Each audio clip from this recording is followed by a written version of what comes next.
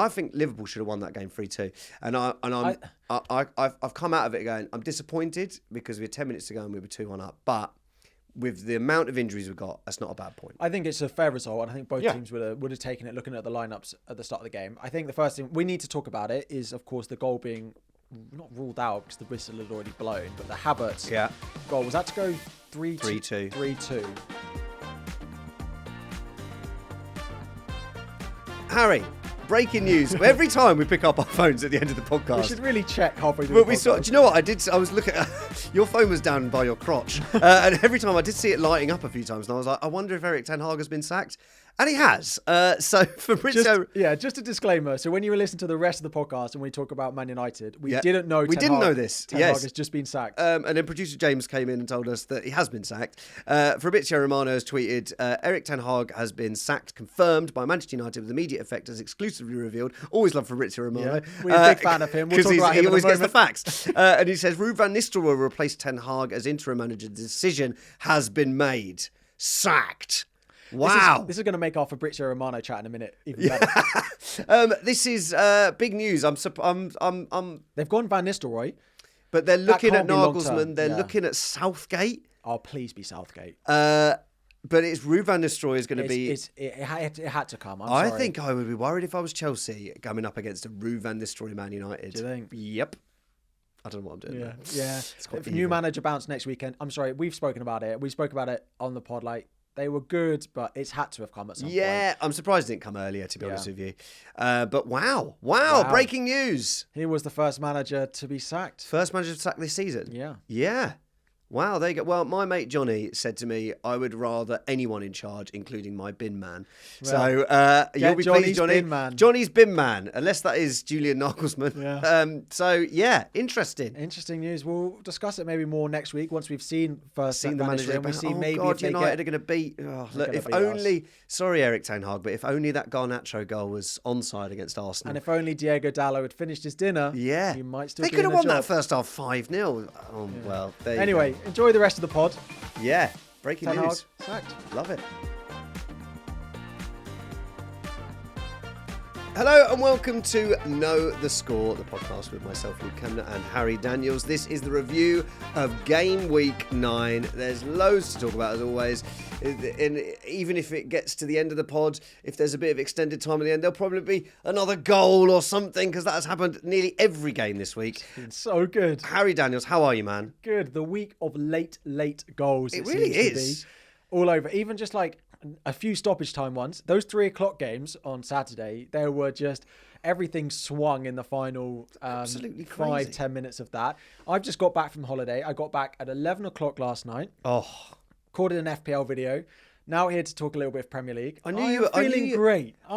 See, I knew you were on some sort of flight because I was managing to watch the Arsenal game without you telling me everything as it happens on Twitter. I was in the airport, but I did almost message you at times. Really? I thought, I'm going to leave it. Leave him to simmer. Yeah. Also, we would love you to, if you're watching the YouTube video, please like it. We're looking for 200 likes on the video. If you're listening to it, give it a 5-star, a subscribe, a follow, a comment, anything like that. Yeah.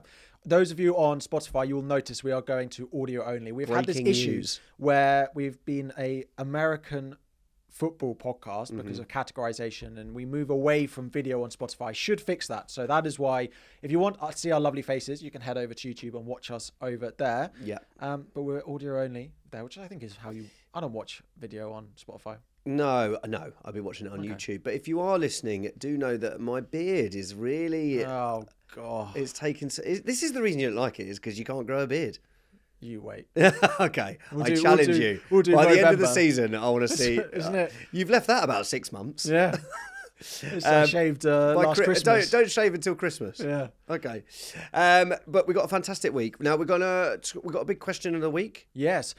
So one thing that has happened is the Ballon d'Or ceremony this week. And one thing that brought to my attention again is leakers in football, particularly a certain Fabrizio Romano. Yeah. And I just am at the point now. It was exciting to start with, where he'd, get the news of a transfer a little bit. Here we go. Transfer is happening. I'm a bit sick and tired of it. Every single, I know who wins the Ballon d'Or. So apparently it's Vinicius Jr. Yeah. Great. I know, I don't need to know that a week in advance. Now I don't care. Yeah.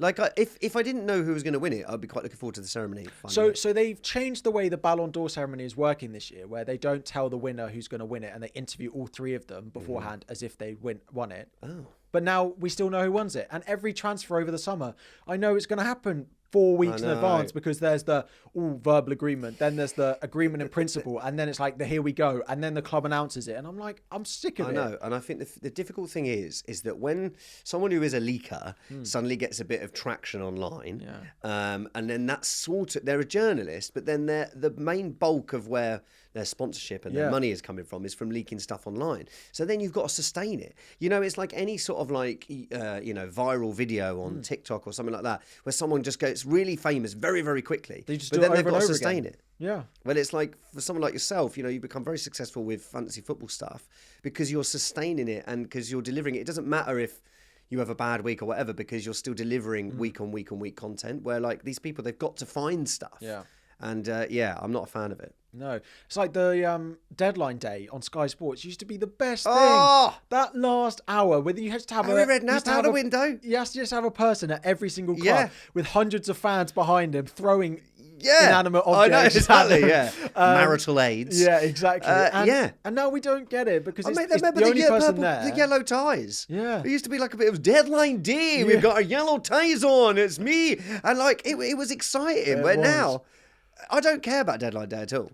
Yeah, no, I don't at all, because I know what's going to happen. Occasionally, there's a little bit of because things are left and it's not done in advance. Because like Sancho, for example, to Chelsea was a deadline day deal, because that was done on the day and it wasn't something that was agreed in advance. So there is still a little bit on it, but generally, transfer windows are dying because we know it all in advance. And I'm fed up with it. Now, I have to be careful, because as an FPL manager, leaks can be very useful to me. Yes, and the thing is a few days before the deadline. I'm not even... when Arteta lies to me again about a certain injury. I'm not criticising the people who do the leaking. No. I just think as an idea, it sort of ruins FPL as well. Because it changes FPL. It's because it's just like you can be doing like you're sitting and going, right, what can I do in case I get a leak 2 days before? Is that leak trustworthy? And then you're just like, I used to make decisions on whether I thought the player was in form or and like sometimes you got unlucky when a player was injured. Out of nowhere, it was, I remember the João Pedro one. We all bought in João Pedro. No one had said he was injured. That's just the luck of the game. Yeah. But now it's all on leaks and stuff and it's really annoying. Yeah, I know what you mean. Anyway, into some games. Yes. Let's talk. We're going to start off. So every week we've done 12:30 or chronologically. And we're going to do that apart from the game of the week. We're going to do it first. Because those of you tuning in, you want to hear us talk about the game of the week. Yep. And the game of the week, of course, is Chelsea-Newcastle. I knew you do that. That's where you're teeing it up. We'll do, of course, Arsenal-Liverpool, yes. Okay. 2-2, Desmond. 2-2, yes. I didn't predict this. I thought it was going to be 0-0. I thought it was going to be a real bore-off. But Arsenal played so much better than I expected. Way better than we played against Shakhtar. Way better than we played against Bournemouth. Saka and Timber, fair play to them. They've gone and played at 60% fit. And Arsenal in the first half really controlled it. Saka's superb. I mean, that guy is unbelievable. I know we're going to get to Cole Palmer. I just think how lucky we got the two of them, playing for England. And the positions they can play together. Yeah. Andy Robertson. Yeah. Let's talk about the Bukayo Saka goal. Andy Robertson he doesn't want to watch that back. Nah. But I think as soon as he saw Saka was going to play, which he probably knew, he was having nightmares, But the thing is we've Martinelli has destroyed Trent in the past as well. And I thought going forward, considering we had no Odegaard, I thought we were really, really good. I thought we played really well. I didn't think Liverpool played very well. I think Arsenal's first goal, Saka was a fantastic finish, unbelievable. I think Liverpool's corner was a good goal. Yeah. I don't think Arsenal did much wrong. Yeah, Luis Diaz flicks it on. Good flick on from it. Van Dijk was there. I don't think you can argue with that. It's a good set piece. It's a shame because Arsenal are known for being so good at set pieces, both going forward and defensively. And I wonder if, like Saliba had played, whether you don't leave Van Dijk. I don't think so. But then you can't stop Van Dijk. Partey was there. Van Dijk managed to get around him. It's a good set piece. It was a perfect flick on from Diaz. But then maybe you have Saliba on Van Dijk and it's a little bit different. Maybe, but I just think if you're going to look at that and then go, Arsenal defended that terribly, you can't say every goal was defended terribly. No, you weren't defending it terribly at all. I just think it's a good set piece. Yeah. And then, our Arsenal set piece. Yeah. We'd already threatened once Marino when he absolutely fluffed his lines. But Jose Mourinho. Jose Talking Mourinho. about Jose Mourinho, do you see his quotes? Oh, amazing. I love this man. I do love him. He just doesn't care. The best manager. Do you mean the one where he said that... From Thursday night when they played United? The one where he was saying that he wants his medals from if Man City there charged. was that as well. But then also on Thursday night after the United game, he got booked. He got sent off on the touchline. Yeah. And he said, the referee is amazing because he can have one eye on the penalty box. Oh, yes. And one eye on what I'm doing on the touchline. He's incredible. It's incredible. Yeah. You can see both me and the goal. Yes, so I think it was a brilliant set piece. Then Arsenal created two fantastic free kicks from similar positions. Declan Rice, the most perfect delivery you've seen. Marino, he couldn't miss as long as he got his head on it. Was Gabriel in my fantasy team queuing up to put it in? I know. As he was in mine. I know. But yeah, so great finish from Marino. Arsenal going at 2-1, and we're looking good. Yeah. And even in the second half, we're playing pretty well. I think one of the biggest factors that I think hindered us was Martinelli. Every time he got there on the left wing, he didn't do anything with it. And I don't think he had his best game. Wingers need to be able to take on Trent. Like, if you're going to beat Liverpool, that is one of the areas you're going to do it, in getting behind. And we did it when we played them. And we didn't win the game, but we got in behind Trent several times. And you need to target that area. I just think we miss Odegaard so much. Trossard is so much better from the bench. You're likely to have 2 more games without Odegaard by the sounds of it. Yeah. So, as in 2 more Prem games. So it would be probably Newcastle and Chelsea, and then he'll be back after the international break at the latest, it sounds like. Yeah. So you are closing in on, having everyone back. We need to get to the winter break when we all go to Dubai and get a suntan and come back brilliantly and win every game. Yeah. Then, of course, Gabriel goes off injured. Yeah, and I think that's the turning point. A turning point. And then I think Timber has to go off. Yeah. Late on in the game, Saka has to go off as well. Like, you're left with a defensive... Timber and Saka are playing at 60%. And, they've patched themselves up to get through. Timber's doing brilliantly. But, Salah is an unbelievable player. We know that. He's always brilliant against Arsenal.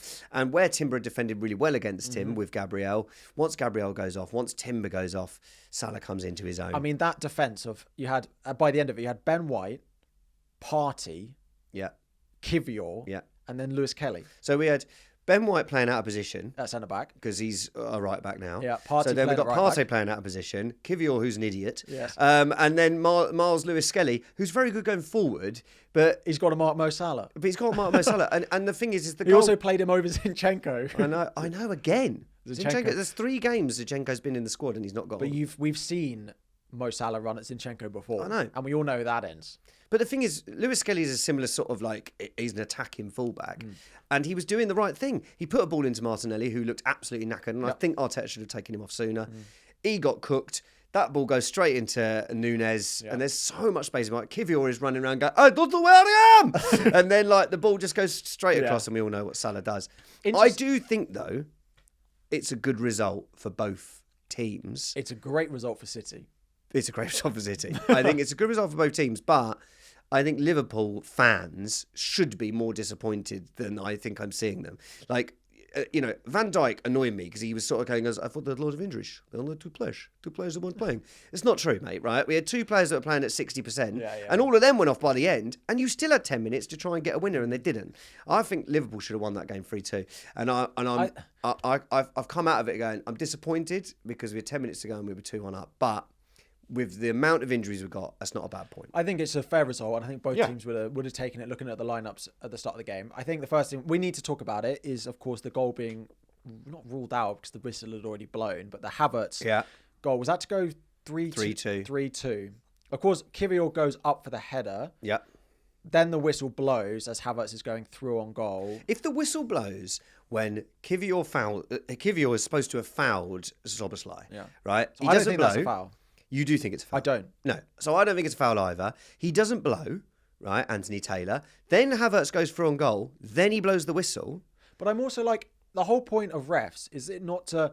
We're meant to play advantage in these situations and then we can rule it out with VAR. Well, yeah. So then it goes through on goal. Havertz... then there's arguably a foul on Trent Alexander-Arnold. I think I've watched that at time. I've watched that and gone, that's a foul. I've watched that and gone, actually, I don't think it is a foul. Jesus puts it in, and Arsenal could have won that game, right? Yeah. VAR can't look at that. I can't look at it because it was too many seconds before. Well, the whistle's gone, so that's it. The whistle's gone, so that's it. But as you say, let it play on. Yeah. And then you can come back and see if you think that's a foul or not. Yeah. I got a question for you because there's been so many bad VAR decisions and refereeing decisions this weekend. Like the worst for a while, and that's saying something. Do you think VAR has made refs worse? My initial reaction is yes. But I think they're second guessing. Yeah. And then they're not making clear decisions. Yes. But the whole point of they don't have to make decisions because they expect VAR to go and fix it. But VAR then doesn't fix it half the time because VAR also gets it wrong. And like, I know people are like, oh, well, you'd complain that a goal was ruled out or given if the ref... I am fully in the camp of if a goal is ruled out or given wrongly on the pitch by the ref and there's no VAR, I would accept it. Agreed. We did for years. Surely. I don't want the VAR to be brought in, delaying the game, making it a worse viewing experience and still getting it wrong. Yeah, exactly. It was supposed to come in to get rid of the really terrible errors. Keep it automated offsides. Yeah. Goal line technology. Yeah. And that's it. The rest just be better as refs. I'll be voting with Wolves to... Yeah, me too. But I do think if we were to focus on that from the whole game, would be wrong. I think a draw is a fair result. I think Liverpool came into the second half a lot better. I'm really surprised how well Arsenal played, having seen us the last couple of games. And I think that has to go credit to Arteta. He moved Havertz out to the right to help Saka. And the double up they did on Robertson was superb. We created so many good chances. Newcastle next. Hopefully, if Saka can be fit for that, then... He's going to be fit. He's fit now. Rest midweek. You've got Preston in the cup. He'll be in the Bath having a nice relaxation during the week. I'm sad because I really felt excited about this season, but it looks like maybe Arsenal overcooked everything last year and our players just can't stay fit. People going, oh, you got a few injuries, but it's not just a few injuries because all our backup players are injured. Yeah. I mean, you are about to go on a really nice run in November, December, whereas you've got City and Liverpool have got to play each other. Newcastle away and Chelsea Well, exactly. Like these next two, you kind of need 6 points from them. Yeah. And coming to Stamford Bridge is going to be no mean feat. So we'll talk about that when we get to it. But I think you're fine. If you drop more points against Newcastle or Chelsea, it does start to look more difficult. And I think if we'd have lost this one... Yeah. I know it's only a point, but I think that's pretty huge. I mean, it stops Liverpool getting 3, effectively, is it? But I think the thing is, is that going on, and then we'll move on from this, but... Talking about VAR, and I say this from the top, I do not think there is a conspiracy against Arsenal, which I've seen someone on Twitter. I'm not a fan that's saying that. I just think the refs are terrible. And if you look at us this season, I think last season we got a lot of breaks, where this season we really aren't. There's been loads of times that the Arsenal fans are very good at showing video footage of the ball being kicked away and no yellow cards being given. Yeah. Luis Diaz at the weekend. Luis Diaz did it. Phil Foden did it. There's been loads of scenarios where it doesn't get given, and I don't want to see it given. No. But then you look at Arsenal. We dropped points against Brighton. We would have won that game. Who knows? Probably. Right. And the Man City game. Again. Maybe. Right, but we certainly wouldn't have had to, You would have got at least a... We wouldn't have had to put 10 men behind the ball for the whole of the second half, and even then it took the 96th minute. Yeah. And then the Sleeve one fine, but then there was one in the Van de Ven did it in the Palace game, well near a goal, and he doesn't get sent off. Yeah. So my thing is, I don't think there's a conspiracy against Arsenal, because I do think that was a red for Saliba, possibly. Yeah. But then we're not. Van de Ven's wasn't given. Tossins for Chelsea wasn't given. Exactly. My point being is that we're not getting the breaks. Yeah. I'm not saying we deserve to get the breaks, but if you want to beat Man City to win the title, you need to get those breaks, and we're not getting them. Liverpool 22 points. Yeah. One behind City. Yeah.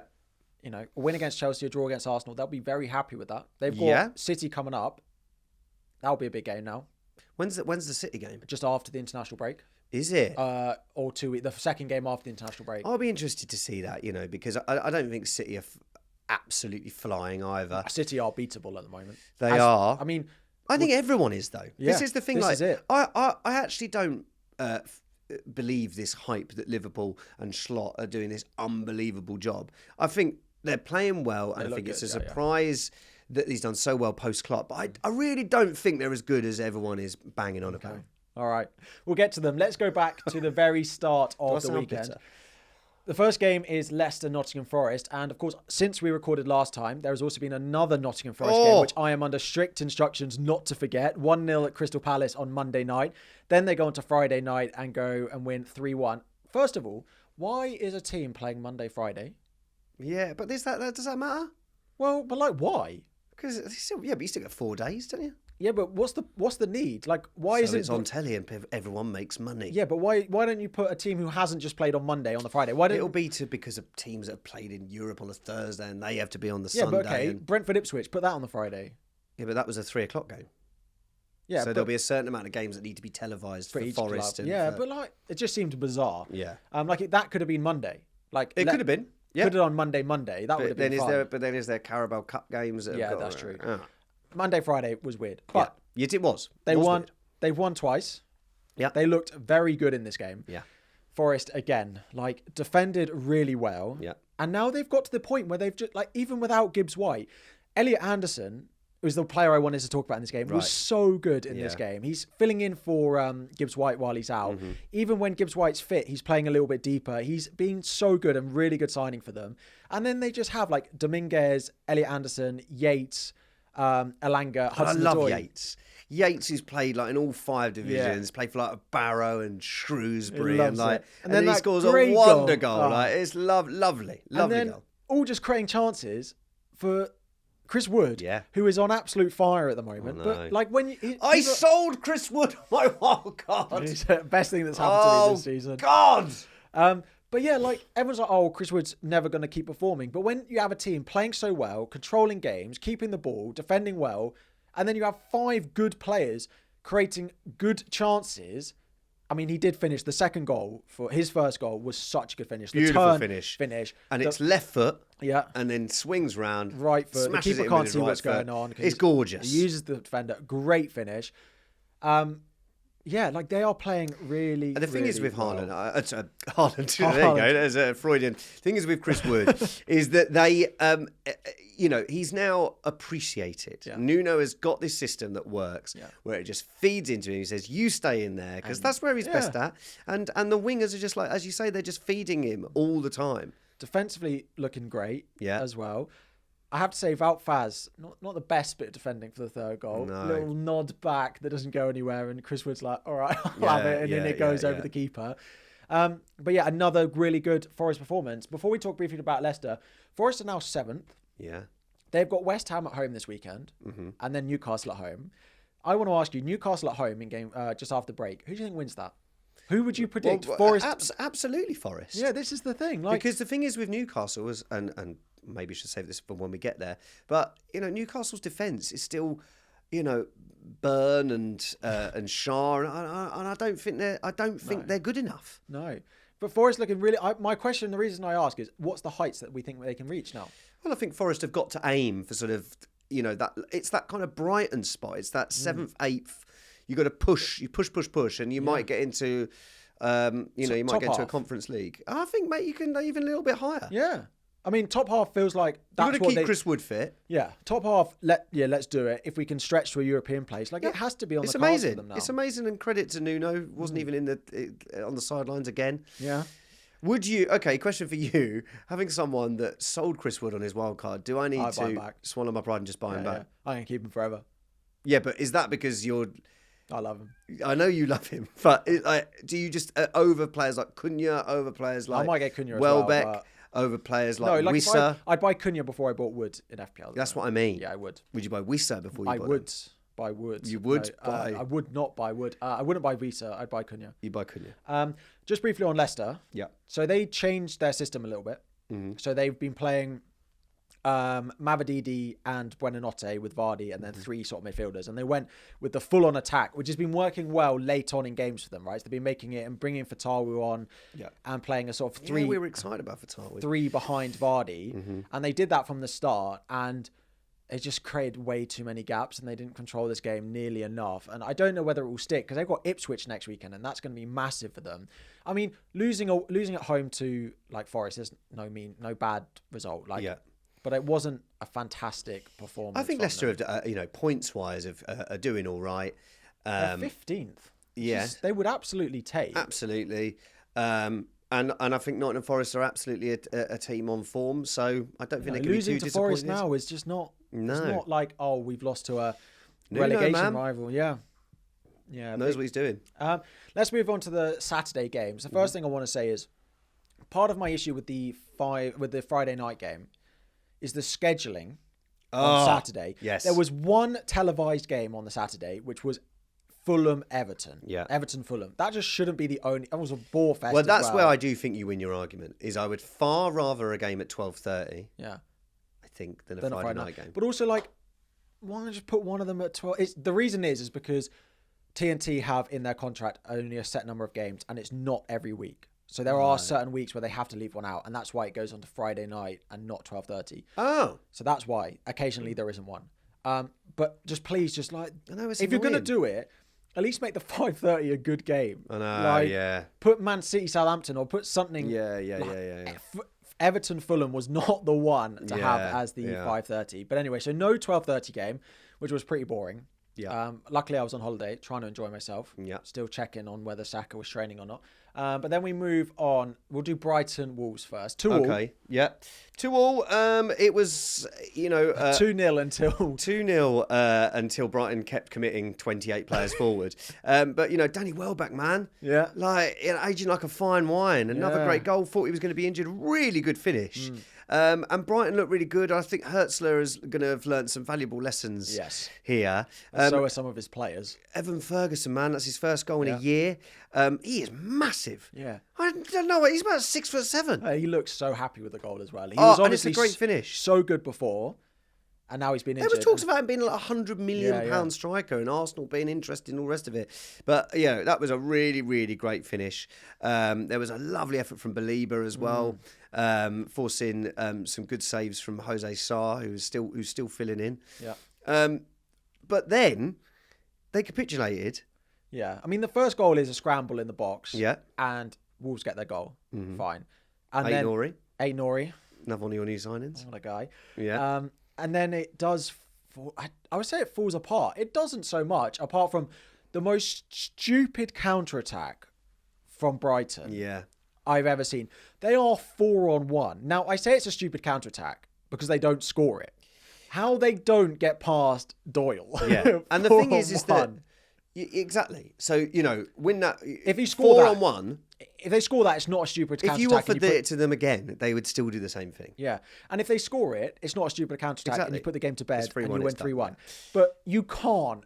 I'm sorry, but you can't not... And you can't not create an opportunity from it. They kick it straight at him. They go up the other end. It's a pretty fortunate goal from it was a pretty big lucky. Deflection off Van Heck. I do think credit needs to go to O'Neill because I think... look, there's been lots of times when Wolves have played pretty football and not got anything from the game. I know they still haven't won a game since they beat Luton last season, which is mad. Though. What? It's coming. It is coming, and they've got good They good look fixtures. like a good side still. And I thought you made some really good changes when Sarabia came on, Forbes came on, and Mario Lemina. So I think he bought on Sarabia and Forbes for Totti and Lemina, and it made a big difference. Yeah. And listen, O'Neill's a good manager. Yeah. His teeth are an absolute abomination, but he's a good manager, and they've got to stick with him because I think he is under massive pressure, probably the most in the league, I would say. I don't think so. Do you not? Do you not? I don't. I think hasn't won a game since Luton last season. Yeah, but I fully think have you watched them? They look like a decent side. And but you can't just keep playing pretty and not getting any points. These are not games so far this season. There has not been one game they've gone into this season as a favourite. Okay. And they're 9 games in. And they haven't had a single game where they probably should have won it. Mm-hmm. And now they have Palace at home, Southampton at home. Okay, if you don't win either of those, then there's pressure. But right now, there can't be pressure on him because they're playing well enough. So you're saying there's no pressure on him, but within the next 2 games, if he loses one of them, there's pressure on him? I think he's teetering on the edge. I think if he'd had lost this game 2-0, I'm not saying he would have got sacked, but I think him having this comeback has bought him a little bit of time. I think there's time before there's pressure, but there's not that much time before there's pressure, if that makes sense. Okay, yeah, I'll take that. We're in the transition to pressure phase with him now. But again, Palace at home, Southampton at home. We'll see how we get on with those two. And I fully expect them to win one of them, if not both of those. Like, I would predict they win both of these games now. Okay. So get Cunha. Yeah. It was a late comeback, and it has been the week of late comebacks and late goals. Another one. Let's move on to Brentford Ipswich, which game. was, I know, if we weren't talking about Arsenal and Liverpool being sort of the game of the week, This for me is the game of the week. I mean, it was unbelievable. It was so good. So, I mean, the first thing I thought was really strange was Delap didn't start for Ipswich. Now, He's in my team. It's so bizarre that he didn't get the start away at Brentford. He's been so good for them so far this season. That being said, Schmodix with a great finish to go 1-0 up, and then 2-0 up as well. 2-0 up away at Brentford is a very, very good position to be in. But then we absolutely know what Brentford are capable of doing, and that's what we saw. And I've spoken about it before, and it's what Brentford do. Brentford play in big chances. They created 7 big chances. Really? They don't care about shooting from distance. They don't care about pot shots. They don't care about low XG chances. They play to create big chances because Thomas Frank loves his data, and that's how he does it. And they then created 7 big chances in this game and scored 3 of them from big chances, and then the Mbermo late goal on in the second half. Why are you not as hot on Wissa? I think I should be. Like, because Mbomo, obviously fantastic. Yeah. But Wissa, as soon as it's his first start, great first goal. And for me, that's his second goal. I know it's been given to Clark, but I reckon that might be changed before the end of the week. Yeah, I agree. I think that's Wissa's goal. I don't understand how that it couldn't. 2 great goals, absolutely. Yeah. Damsgaard for the second one. The pass through was so good. I've spoken about Damsgaard. Tony. Yeah, no, absolutely they're not. I mean, we have to then say, who was it? Harry Clark, first Premier League start. It's one for the ages, right? Own goal at the moment. Penalty conceded. Yeah. Red card. Yeah. Horrible. How many points is that on FPL? -5.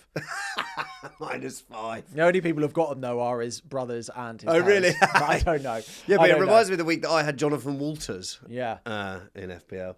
The only thing I would say on Brentford is we're very positive on Brentford, but defensively they're a little bit all over the place, and they've not been great defensively so far this season. And a lot of people looked at Flecken in their fantasy teams, which is why I focus on it. But they've not conceding 3 here, and then Delap comes on, he gets the equaliser, and you think, well, this is going to be it. Great finish again. All 3 of those Ipswich goals are great goals, and that's why I still look at it. I'm like, I love. And Delap could have scored again. He hit the post. Every game that Ipswich are involved in is a great game of football. And who are they playing next week? Ipswich? Leicester. See, now I think that's going to be an Ipswich win. Do you think? We'll get to the predictions, but for me, I think that's going to be...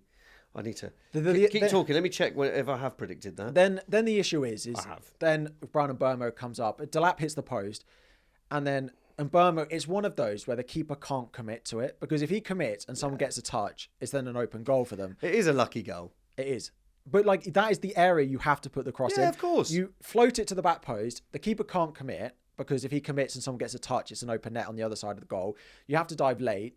There were lots of players running across it, and then it creeps in. I do think, though, Muric, for me, the Ipswich keeper, sometimes he makes some great saves, but I do think sometimes he looks a bit shaky. He should have dealt with this. I think there's lots of positives for Ipswich to take. What a game of football. And if they do keep playing like that, I don't know if they'll necessarily stay up, but they're not going to lose games like this way they lost that game if they do keep playing like that.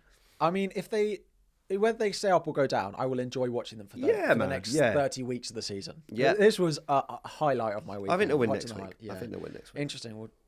Well, yeah, maybe. Home to Leicester. Yeah. Come on, the tractor boys. Yeah.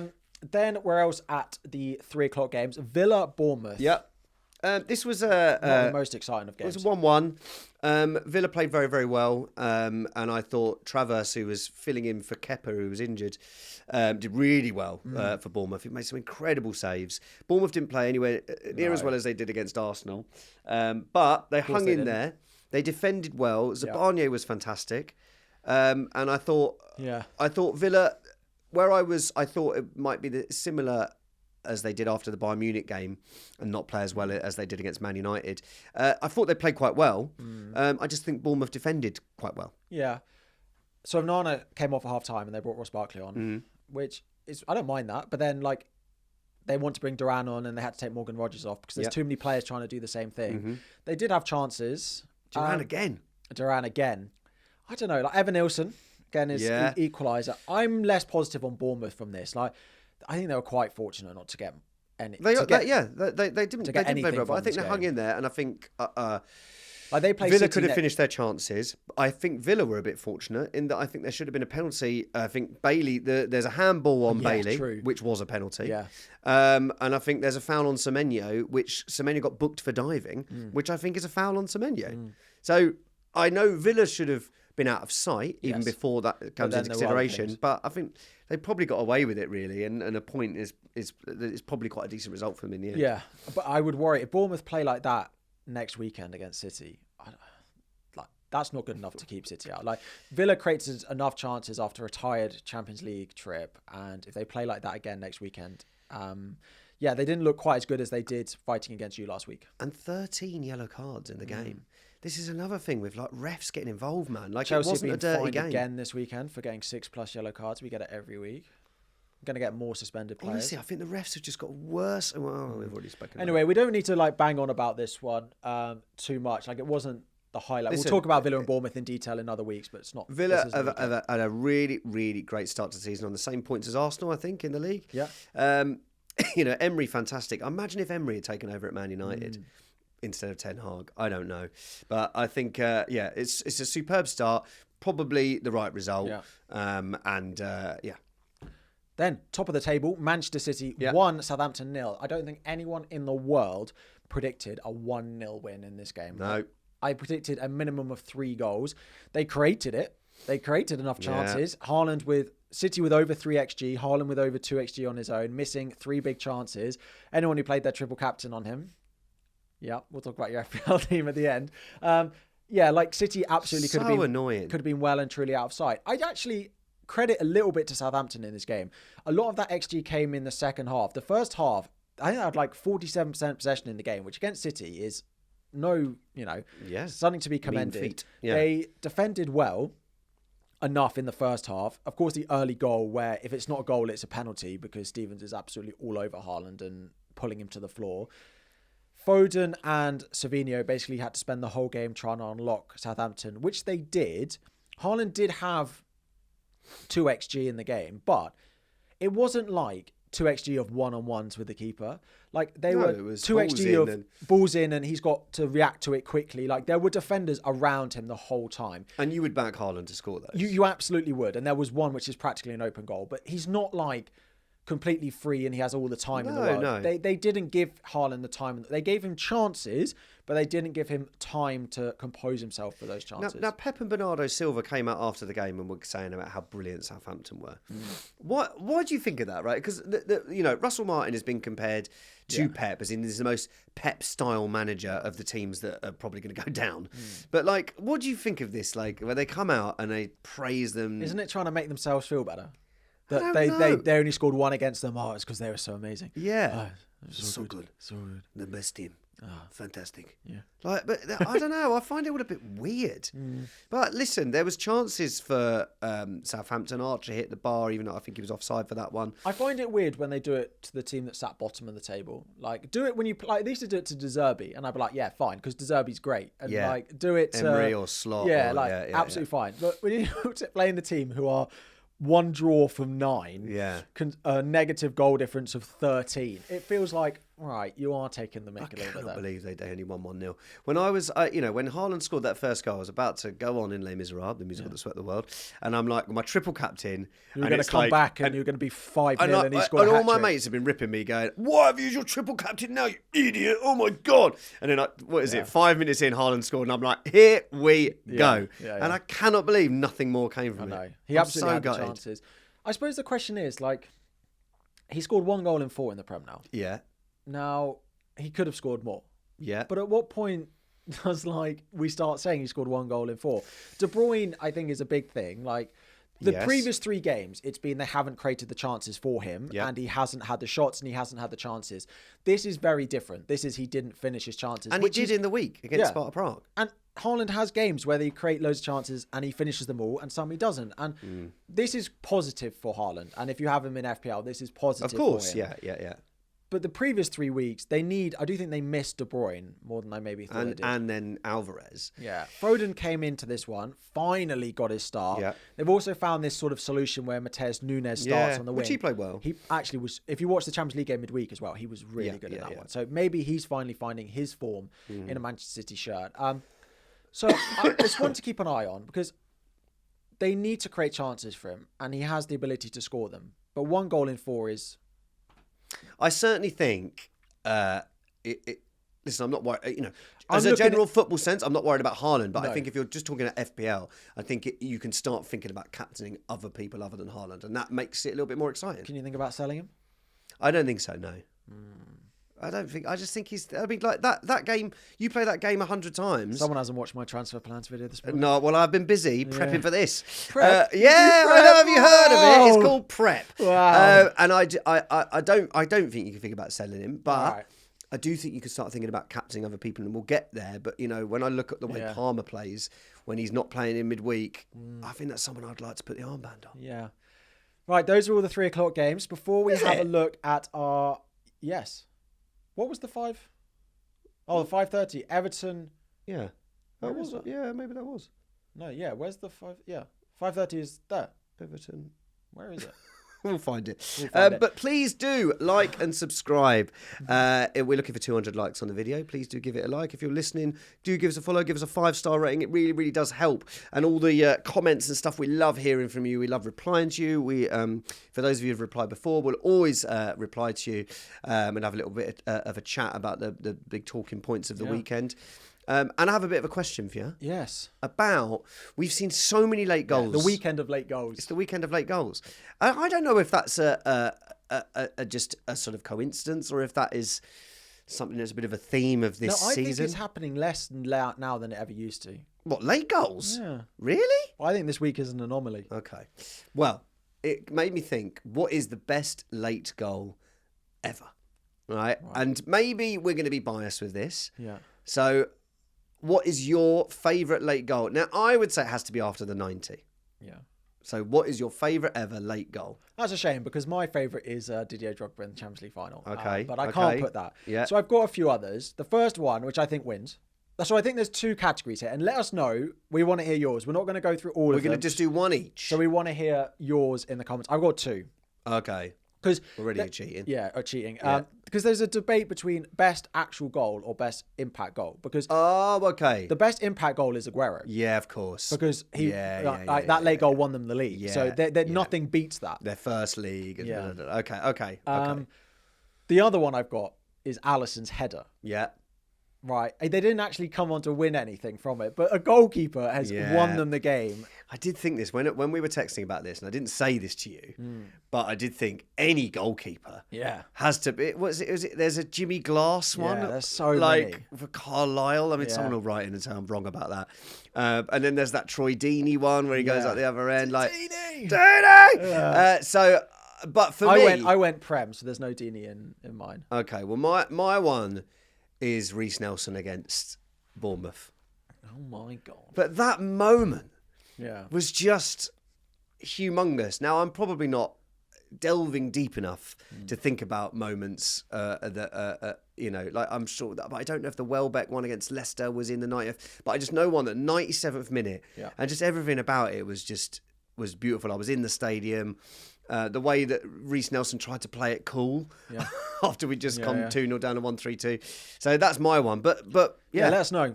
Let us know your favourite late goals. They can be biased towards your club, like Luke's is, or they can be reasonable suggestions, like mine were. But I think late goals are fantastic, man. They are. They make nothing beats football games is better. Yeah, nothing beats a late winner. So the Saturday evening game was one of the games which should have been a 3 o'clock game forevermore. Everton, Fulham, 1-1. Fulham were pretty good in this game. Yeah. Everton. For some reason, Branthwaite was back in the squad and decided not to start. Yeah. And they played Keane over him, who's actually been all right for them. Yeah. And that's what happened late on. Yeah. Dominic Calvert-Lewin, this guy needs to learn to finish his chances. He did, though. He finished one that was ruled offside. Well, McNeil went off injured, which will be a blow if he is out for them. And then the late goal for Beto. Loved that, though. Yeah, he was in tears after the game. Loved that. I didn't realise this, that Beto was like working in KFC until about 3 years ago. Really? And and he was a bit of a surprise when he He surprise had a real signing, breakout season. he sort of came in and out. He's come in and out of form, but to come on and he's fighting with Calvert-Lewin for that place. And I loved that. He seems like a great guy. He was brilliant in his interview afterwards. Ashley Young with the assist. This guy Ashley still old. playing. Ashley old. 38, man. It's crazy. Yeah. Even older than me. Yeah. Raul Jimenez's goals slowly dried up. I don't necessarily think we need to talk about this one for that long. Well, what I will say, though, is Emil Smith-Rowe, man, it's like seeing Arsenal play without Odegaard for so long. Could have done with him. And it's like Smith-Rowe again, and a Iwobi finish. I mean, we're not going to say, should have kept Iwobi 8 years ago. But Smith-Rowe, man, he's so good. And he just gliding past players. Yeah. I thought Everton would win this, so I think it's a good point for Fulham. Yeah. The Marco Silva derby. Is that what we're calling it? Yeah. Right. On to let's go on to Sunday. Yes. Let's start off with go on, do Chelsea. Come on then. Go on then. Let's talk about it, shall we? Oh, Cole Palmer. What a guy. Yeah. Player. He's just unbelievable. I need to say anything more about this game. He's amazing. And he is someone who he's just exciting to watch, man. Because he didn't get the assist for that goal, it's Yeah. not going to go down as all assist of the season. But it is one of the best passes in football. Like, if that was Trent or De Bruyne... Well, Trent did do it. Yeah. Trent's pass to Nunes for Salah's goal was as good. You'd see it everywhere. I think you've seen it everywhere. Palmer, I mean... Everything this guy touches even if it's just you sending me videos of it, Palmer is unbelievable. Neto, I love watching him. So quick to go with it. Into the box, Jackson in. Well, Jackson as well. We need to stop with the slander of Nicholas Jackson. I think it's gone now. I think the slander's gone now. I mean, an FPL option. Yeah, he is. But yeah, very positive performance from us. We were very, very good for 60 minutes, and then we were not very good for the last 60 minutes. Okay. But Newcastle, you said at the beginning of the pod, they are playing a back two when the fullbacks go forward with Fabian Schär and Dan Burn. And 5 minutes into the game, we play in behind. Okay, it's marginally offside, but there's two centre-backs in a break of play literally go up to Eddie Howe and say, we can't play like this if the midfield are not going to win the ball. If they're going to let them play passes like that, we're just going to get absolutely battered by it. There was no Anthony Gordon. A few selection interesting. No Anthony Gordon. We dropped Enzo Fernandez. £100 million dropped correctly. Yeah. Lavia was very, very good, and he should stay in the team. Moises Caicedo is turning into Lavia 45 million. Yeah. Yeah. Yeah, it's not quite 100. Can't believe you had to put your backup 45 million pound in there. Caicedo, 100 million, turning into a very, very good option. And then Reece James played left back. Yeah. Which was a bit strange. What do you make of Maresca's comments about Reece James not being a leader? Not being a leader. And he's been very positive about Levi Colwill as a leader. Yeah. So I don't know. I do wonder about it. Reece James is not the loudest on the pitch. Weird thing to say when Chelsea are playing so well. Yeah.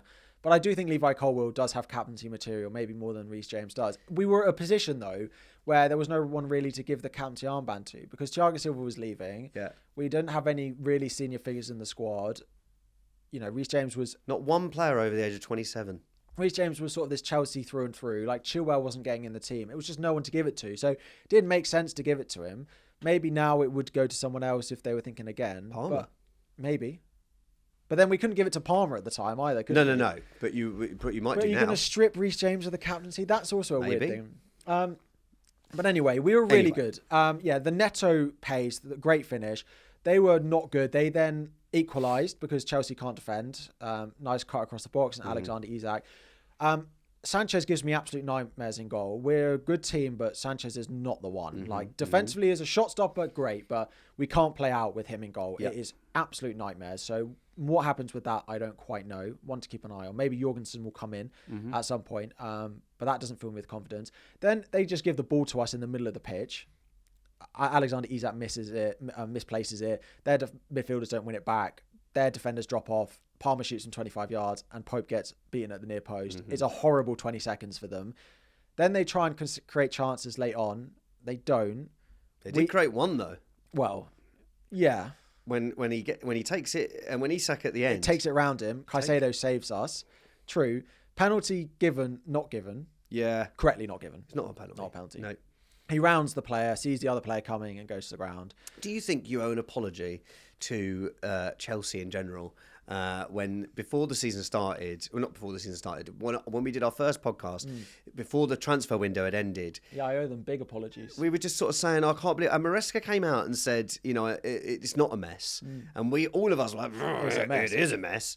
But they've bought 2 players in every position who are strong, reliable players, and they look really great. Yeah, absolutely. Well, I do want to talk about Newcastle, though. It's a very positive Chelsea performance. We're up to 5th in the league now. Yeah. We've got Newcastle away. We've got United away, Arsenal at home in the next 2. 2 big games for a nice run in November and December. Could do with 4 points. Wouldn't mind that, the next 2. But how do we feel on Newcastle? Because the fans were angry. I think the difficult thing for Newcastle is that when the ownership changed and it all got very exciting and they were a very tough team to play against. The momentum was there. They got to the Champions League. I just think since then, because of PRS? Yeah. Because of the way that has impacted them, they've not been able to sign the players. Like they were going to bring in Gahey, they didn't. And I just feel like they've not quite upgraded their squad. You look at we've just talked about how well Chelsea have done. Was the same squad that got Champions League football. Well, I think you always need to improve on the squad. Refresh. And look, Gordon wasn't playing. That's a big miss for them. But I do think there's got to be some signings, or they're going to have to sell one of their players, like an Isak, for 80 million to try and beef up that defence. I don't think Eddie Howe's in trouble. Do you? I think that he's more in trouble than the Wolves manager. No. Do you not? No. It's not Eddie Howe. I don't think it's Eddie Howe's fault. Do you know, they looked out of ideas for 60 minutes of games. I just think defensively they look really suspect. Yeah, they do. And also you think like they've lost Trippier, haven't they? And he was a bit old now. He is, but he was such a massive impact in them getting to the Champions League. Think how many assists he got. So I don't know, man. I think I don't think Eddie Howe's in trouble, but I do think Newcastle are. Arsenal going away to Newcastle. I had a lot of people say, Arsenal will struggle. Well, we beat them quite easily last season. 12:30 kickoff though, up north, which I think is better. We'll get a nice. I'd rather that than midweek. Yeah, true. Or 5:30. Yeah. So, or even 4:30 on a Sunday. Yeah. So I think that probably suits us. Yeah. I think we'll win that. West Ham, Man United. Yeah. I mean, this was. Let's talk about the last incident. First of all, what the penalty? The penalty, right? So again, it's not terrible refereeing. It's horrible, and he didn't even give it. No, it's not terrible refereeing. It's good refereeing because the ref didn't give it. Yes, credit to the ref for not giving it. Not credit to the ref for not sticking with his guns and being bullied by the VAR. Was this the VAR one where you could see that he had the FPL on his phone? Right. Oh my god. That was amazing. He had the FPL bonus points. He was looking at the Arsenal Liverpool FPL bonus points on his phone. Yeah. Oh no, he can't. It wasn't Arsenal. I think it was one of the other games. But he had it up on his phone. It looks horrible. It looks objectively. It looks horrible. Like, what's he doing? No. They know there's a camera there. You might as well have Paddy Power up. Like, what are you doing? Paddy Power up with, West Ham to win 2-1. Yeah, exactly. 90 minutes. Exactly. West Ham to score next. We're talking about a smoking gun. Not a penalty. I think this is a very much a game of two halves. Because Man United in the first half could have been 5-6-0 up. Yeah. West Ham were awful. And then the thing is, Eric Ten Hag. Diego Dalot's miss. I mean, like, Fernandes, you talk about great passes. What a pass that is from Fernandes. Then Dalot flicks it over the keeper. He has to score. And he does everything wrong. And it is absolutely skies it. Garnacho hits the bar within the first 5 minutes. I think Man United are clearly 14th for a reason. But Eric Ten Hag can't do much more. Ten Hag's going to come out and say, well, it wasn't a penalty. That goal doesn't count. So we'll just... Well, he actually spoke not bad after the game. He talked about process, and as he always does. But they were terrible in the second half. West Ham made some good changes. Brought on Somerville, Soucek, and Jean Claire. And again... Sounds like a Les Mis character. Though. And he does. He could be. He brought on Somerville, Soucek, and Jean Claire. But it was good changes from Lopetegui. His name's Todibo. Why have I got Jean Claire written down? Is that his first name? Must be. Jean Claire Todibo. I don't know. But they were good changes, and they made a positive impact. Yes. And Man United just couldn't cope with it. No. And Somerville is a really tasty player. He's a player that's going to get you on your feet. And And from then on, it looked like West Ham were going to win the game. And I think this could be a really good turning point for Lopetegui, where in the first half, he really could have been 5-0 down. But they looked great in the second half. Man United looked terrible. And even though it wasn't a penalty. It's not a pen. But they'll be out with statements. But credit to like credit that to is that statement worthy. That one. It will be. Yeah. It's awful. Like some of them, like you're like, you can argue it. I also can't believe he goes and looks at that statement worthy. That I think I saw Mika Richa saying that. It's like, as soon as you go and look at it, it puts doubt in your mind. This is what brought me to think of the question: are refs worse because of VAR? Because it's like he gives that brilliantly. He's like, nah, it's not a penalty. Yeah, and then he goes and looks at it, and he must think that's not a pen. Yeah, like just stick to it. I know, stick to it. Yeah. My only concern with this as a Chelsea fan is we spoke when they played Brentford that is a little bit of injustice got them playing really well. Is this the injustice which is going to make them play really well next weekend when they play against us? Because they didn't have time to implement it in the last 5 minutes. They did play well, man. They did in the first half. They did play well. Yeah. And I think all of that is positive and keeps Eric Ten Hag in his job. Yeah. So there'll be another international break coming where we'll all go, oh, is he going to get sacked again? Every international break, they didn't publicly back him though, did they? They didn't, because there's no one else. I mean, I love it. Apparently they're talking to Xavi. They're 14. Yeah, I saw that. They're 14. Whole of a mess.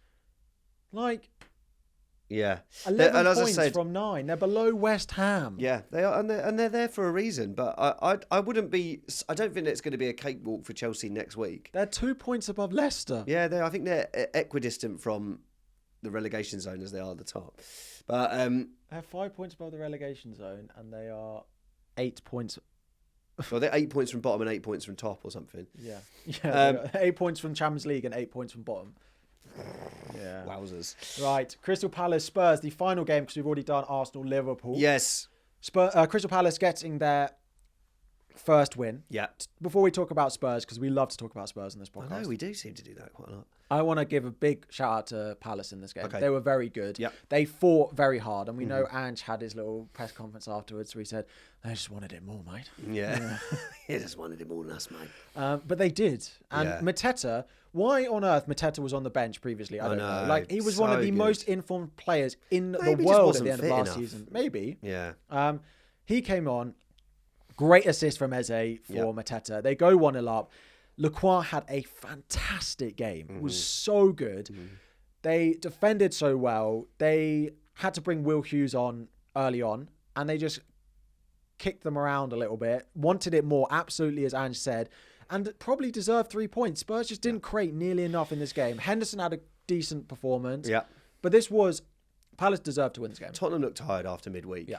But they didn't deserve to because no one played midweek. It's a completely changed team in Europe. So they did look leggy, and I agree with you. Yeah. But why? Because none of the players starting this game played on Thursday night. They missed Son massively. One tactical thing I think was really interesting is they gave away the ball 49 times in their own third. 49. Was it Pedro Porro as most of those? It was actually. So they have a real issue on their left-hand side of Udogie and Van de Ven not being good at passing the ball. Right. And 7 of those 49 chances led to shots on target, and all of them came from that side. Really? So they massively gave away the ball too much. They couldn't pass out. They didn't have an out ball. And the reason they didn't have an out ball is their wingers didn't do what they should have done. Brennan Johnson and Mickey Moore on the other side wanted to come central. And when they're trying to play out from the back, you need players out wide. And Son is fantastic at that. He's great at coming in and shooting, and he's really good at that, and he shoots really well, and he finishes really well. But he's very disciplined. When they need that out ball, he will stand on the touchline, and they will give that opportunity. And they didn't have that. It's very interesting in watching the Arsenal-Liverpool game is that, no one could get the ball into the central areas, but what Liverpool and Arsenal both did really well was push those wingers. And they have disciplined wingers. Salah, we've said at times, he's been too much on the touchline, and Saka does it at times, but that's because you need it. You need that outlet, yeah. And then about 65 minutes in, or 70 minutes, they took Maddison and Kulusevski off. And I looked at it, and I was like, who on earth in this team is going to create any chances if Maddison and Kulusevski were on the pitch? And because Brennan Johnson and Mickey Moore were coming central, and then they brought Richarlison on, Solanke's like, well, what on earth am I doing in this team? And we look at it from an FPL point of view, and I've got him in my team, and I'm ready to sell him. But he must wonder what is going on in this when there's no Son, because everyone wants to be in the middle. Yeah, and especially when you compare him to how Chris Wood's been served. Yeah. And, that's what Solanke was getting at Bournemouth. Well, this is it. Chris Wood, they've built a team to create for Chris Wood, where this is everyone just wants to be where Solanke is. And everyone's talking about that, saying, he's the Firmino role. But, Mane and Salah are a billion times better than, maybe not Son, but certainly than Mickey Moore and Kulusevski and Johnson. And so apparently Son missed out as a precaution because they didn't want to overwork him and risk making it worse. And suddenly that looks really bad if he was a precaution, because they've then lost. Yeah. And given Palace their first win. I think this Tottenham team are so clearly going to have games where they play fantastically well, and they're going to have games like this. Yeah. I think Ange has to make a really difficult decision, and that is to drop one of Maddison and Kulusevski. I think it will be Maddison. I think Kulusevski's played so well this season. And I think we've said it. How many times have we said it every week, right? They are so good going forward because they play them together. Yeah. And it just leaves them so open. Yeah, and they don't control games. They're exciting to watch going forward, but they don't control games. Yeah. And Pedro Porro as well just doesn't do... he's now playing right back. Yeah. And all right, Pedro Porro is not a fantastic right back.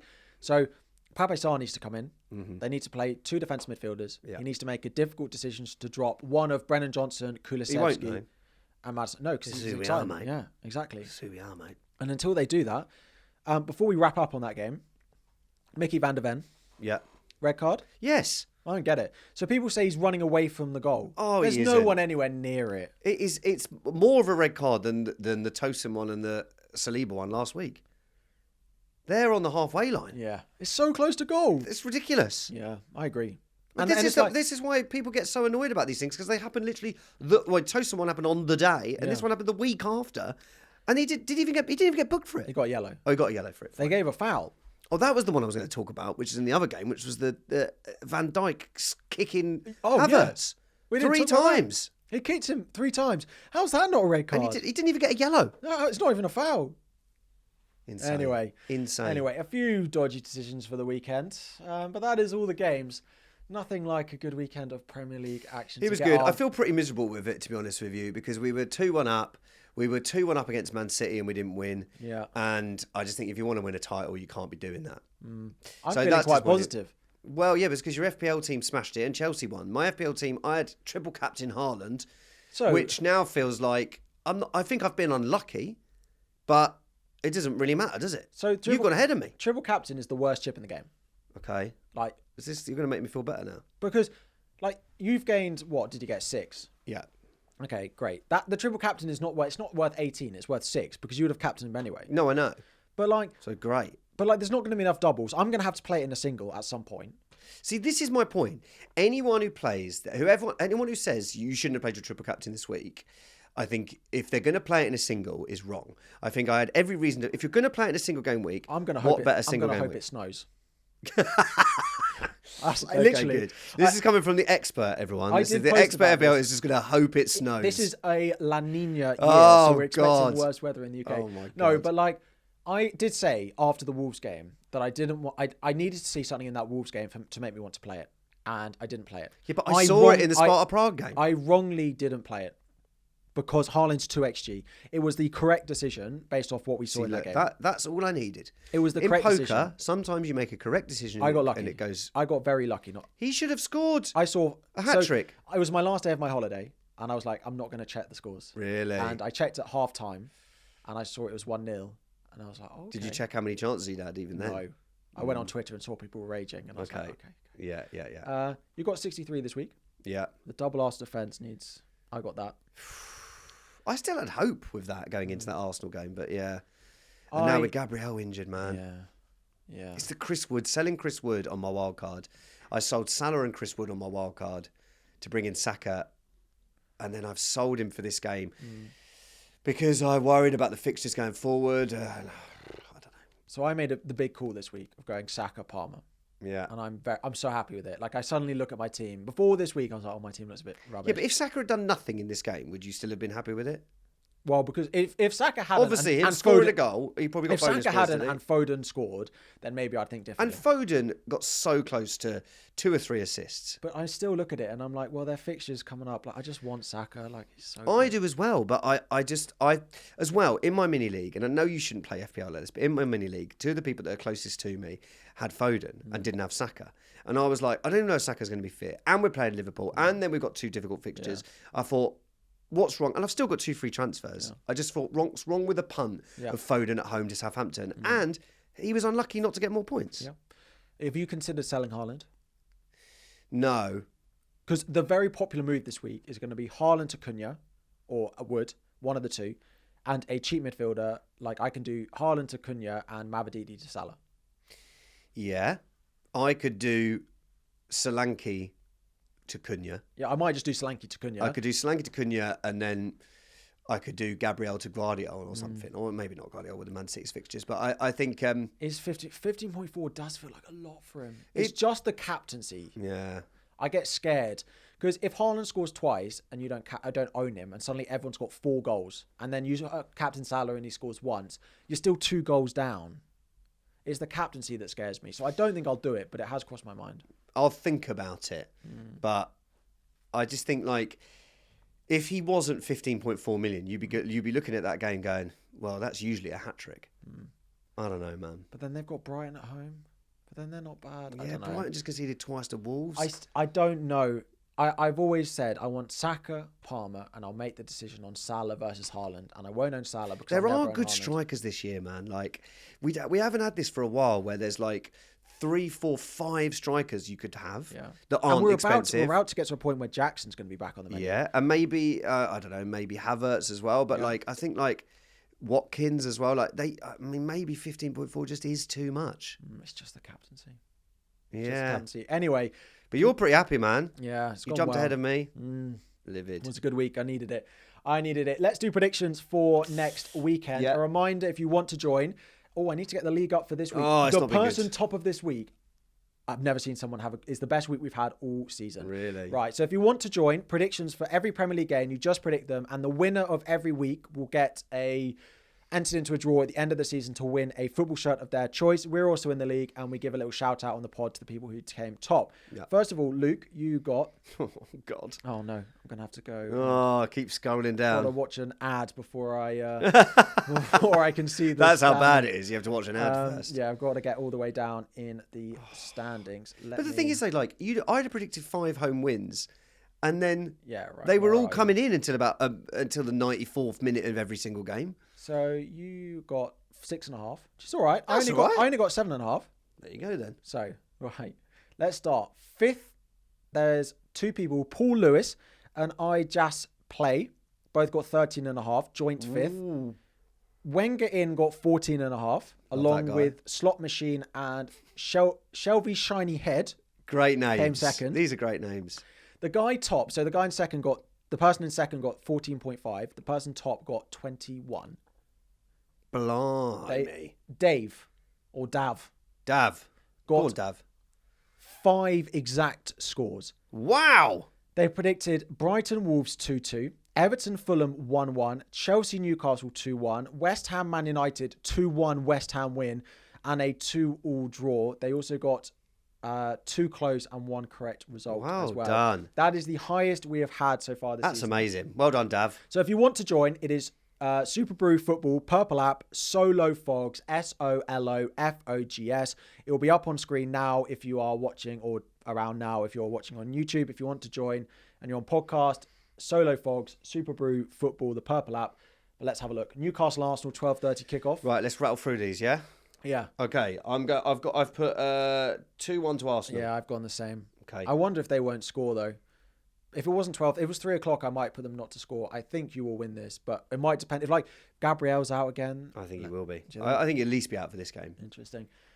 Bournemouth Man City, I've gone a 3-1 away win. I've gone 2-1 Man City. Mm-hmm. See, you're talking about selling Haaland. You think they're going to win 3-1? Yeah, but I've also predicted a big win for Liverpool as well. Ipswich Leicester.